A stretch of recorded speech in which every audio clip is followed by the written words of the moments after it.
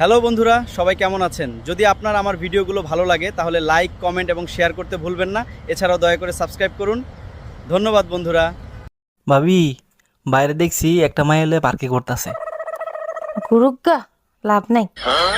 মানে আমি বললাম না। আরে শালার গিয়ার বক্স আগের মতো নাই, নষ্ট হয়ে গেছে।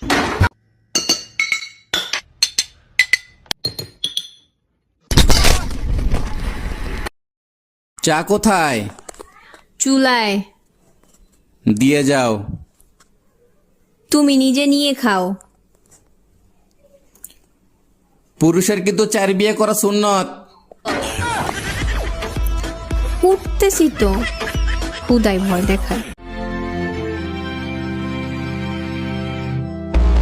অরুণ ভাই, মাঝরাতে এত আওয়াজ করলে নিচে তো আমরা থাকতে পারি না। আর ভাবি বলেন না, রোমান্টিক স্বপ্ন দেখে বউকে জড়িয়ে ধরে বলেছিলাম বেবি আই লাভ ইউ। বলেন কি অরুণ ভাই, তাই নাকি? তারপর কি হয়েছিল? লাথি মেরে খাটের থেকে ফেলায় দিয়ে বলে পাশের বাড়ির নতুন ভাবির নাম বেবি, তুমি জানলা কি করে?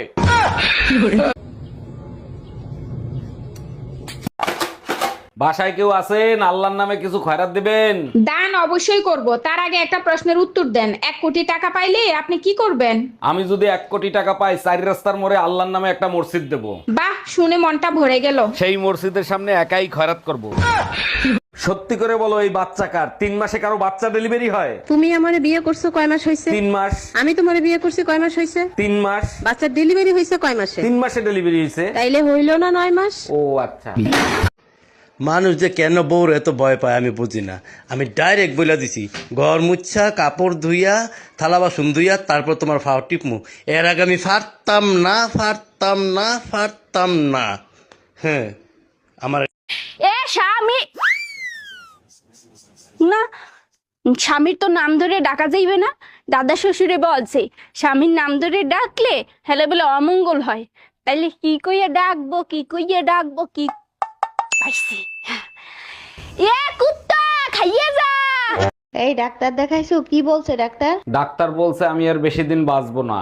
মরার আগে তোমার শেষ ইচ্ছা কি আমাকে বলো? আচ্ছা, আমাদের 4টা বাচ্চা, 3টে একরকম আর একটা আলাদা। ওই বাচ্চা টাকার। মরার সময় মিথ্যে কথা বলবো না, ওটাই তোমার বাচ্চা।